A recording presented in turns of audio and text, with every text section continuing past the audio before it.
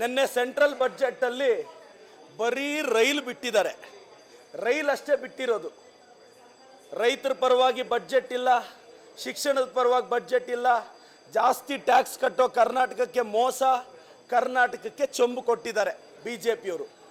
ನಾಲಾಯಕ್ B J P ಸಂಸದರು ಅವ್ರಿಗೆ ಮಾನ ಮರ್ಯಾದೆ ಯೋಗ್ಯತೆ ಏನಾದರೂ ಇದ್ದರೆ, ಕರ್ನಾಟಕದ ಜನ ಋಣ ತೀರಿಸಬೇಕು ಅಂತ ಅವ್ರಿಗೇನಾದರೂ ಅನಿಸಿದ್ರೆ ಸೆಂಟ್ರಲ್ ಗೌರ್ಮೆಂಟ್ನ ಮೋದಿ ಅವ್ರನ್ನ ಅವ್ರು ಪ್ರಶ್ನೆ ಮಾಡಬೇಕು. ಇವತ್ತು ಕೇಂದ್ರದ ಬಜೆಟಿಂದ ಕರ್ನಾಟಕಕ್ಕೆ ದೊಡ್ಡ ಮಟ್ಟದ ಅನ್ಯಾಯ ಆಗಿದೆ. ಮಾತಾಡೋಕ್ಕೆ ಯಾವ ನಾಲಾಯಕ್ ಎಂ ಪಿಗೂ ಯೋಗ್ಯತೆ ಇಲ್ಲ. ಬಿ ಜೆ ಪಿಯಿಂದ ಆಯ್ಕೆಯಾಗಿರೋ ಎಲ್ಲ ನಾಲಾಯಕ್ ಎಂ ಪಿಗಳು ಇದ್ರ ಬಗ್ಗೆ ಉತ್ತರಿಸಬೇಕು ಅನ್ನೋದು ನನ್ನ ವಾದ. ಇವತ್ತು ₹1 ಸೆಂಟ್ರಲ್ ಗೌರ್ಮೆಂಟ್ ಪ್ರಾಫಿಟಲ್ಲಿ 60 ಪೈಸಾ ಬರೀ ಟ್ಯಾಕ್ಸಿಂದ ಬರುತ್ತೆ. ಅದರಲ್ಲಿ ಇಂಡಿಯಾದಲ್ಲಿ ಸೆಕೆಂಡ್ ಹೈಯೆಸ್ಟ್ ಕಟ್ಟೋದು ನಾವು. ನಮ್ಮ ಸ್ಟೇಟ್ಗೆ ಎಲೆಕ್ಷನ್ ಇದ್ದಿದ್ದರೆ ಎರ್ರಾಬಿರಿ ಕೊಡೋರೇನೋ ತಮಿಳ್ನಾಡಿಗೆ ಕೊಟ್ಟಿದ್ದಾರೆ. ಆಂಧ್ರದವರು ಚಂದ್ರಬಾಬು ನಾಯ್ಡು ಎಲ್ಲಿ ಸರ್ಕಾರ ಬೀಳಿಸ್ತಾರೋ ಅನ್ನೋ ಭಯಕ್ಕೆ ಅವ್ರಿಗೆ ಕೊಟ್ಟಿದ್ದಾರೆ.